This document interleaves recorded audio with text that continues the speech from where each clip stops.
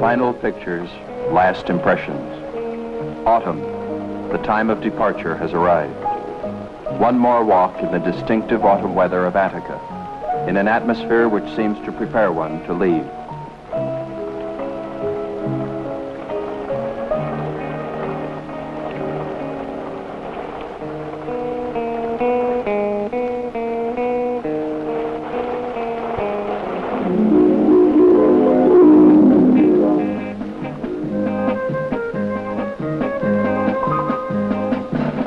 But I feel as if I had arrived just yesterday, for the superb summer months, which here in Greece seem to be only a single day, full of light and sun, a summer day which goes on forever.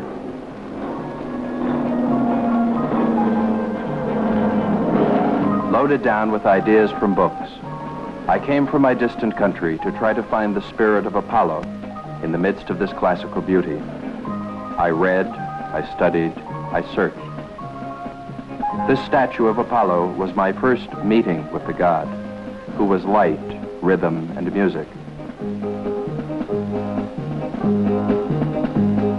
Later, my search continued in the museum with their great works of art, works of eternal harmony.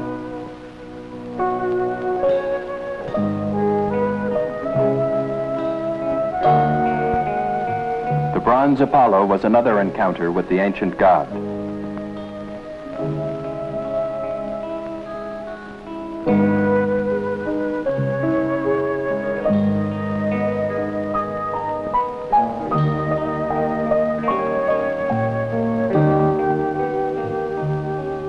Later, the harmony and the beauty of classical art were revealed to me. Raw materials become rhythm, the rhythm I was searching for in the lasting spirit of Apollo, the same rhythm which becomes beauty and love.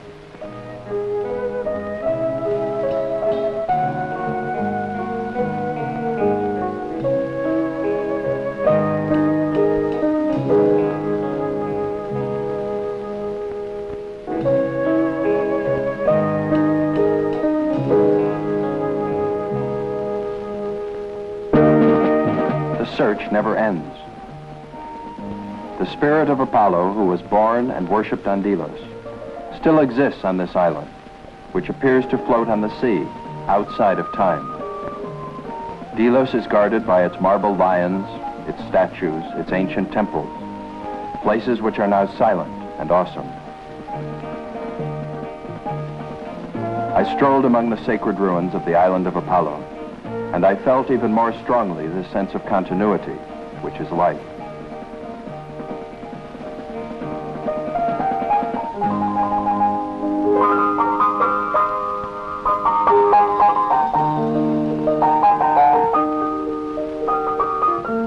In the impressive calm of Delos, time has no weight, no dimension.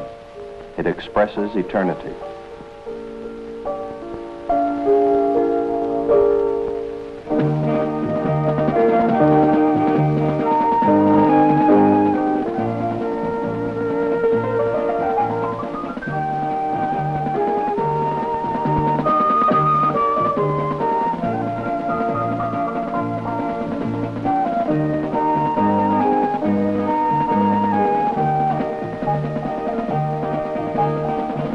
Delos to another place connected with Apollo, to Delphi, the navel of the ancient world.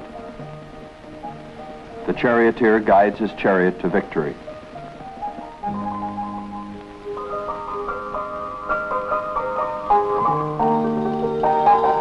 Delphi, too, is another continuation of light and life.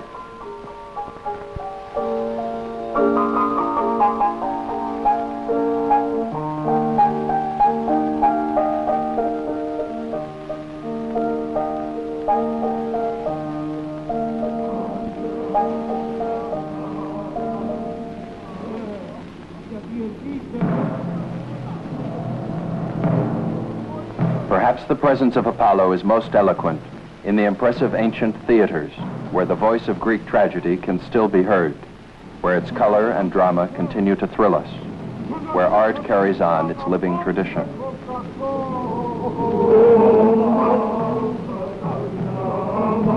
Productions of ancient drama in these theaters become more than art. They become pure experience.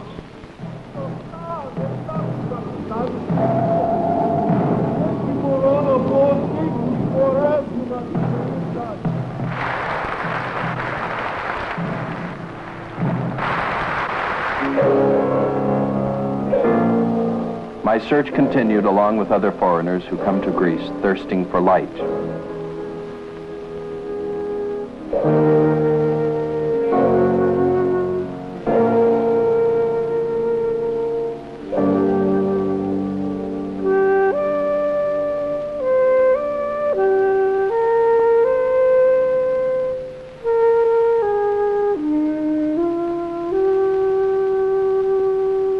I was constantly trying to find a link with the past in books about Greece, in the verses of those who sang her praises, like Byron, who carved his name here on the temple at Sunium and gave his life for Greece.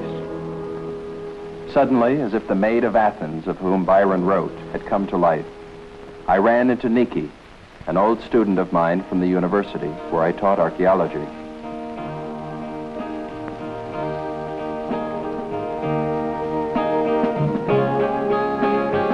It was a meeting which gave me real joy. I continued my travels with her, and in her own way, she made what I knew only from books come alive.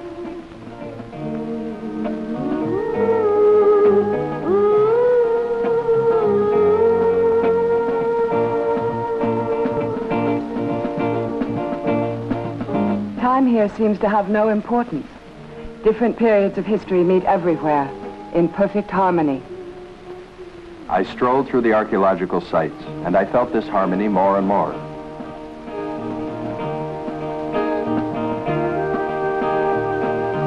The broken columns, the torsos of statues, everything here has its own secret voice. You have only to learn how to hear it.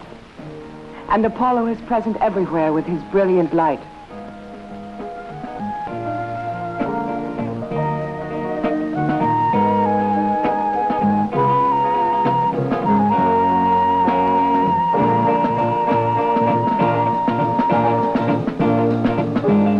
Truly, I began to hear the secret voice of this land and its statues. I read to Niki passages from books by travelers who had known and loved this country. But she was thinking of something else, how to show me another side of what is true and great here.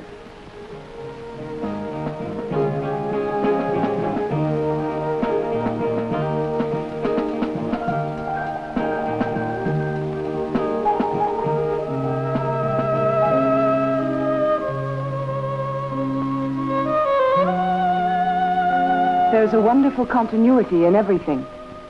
Byzantium, in its way, is part of this. It has given us works of art full of religious awe and ecstasy.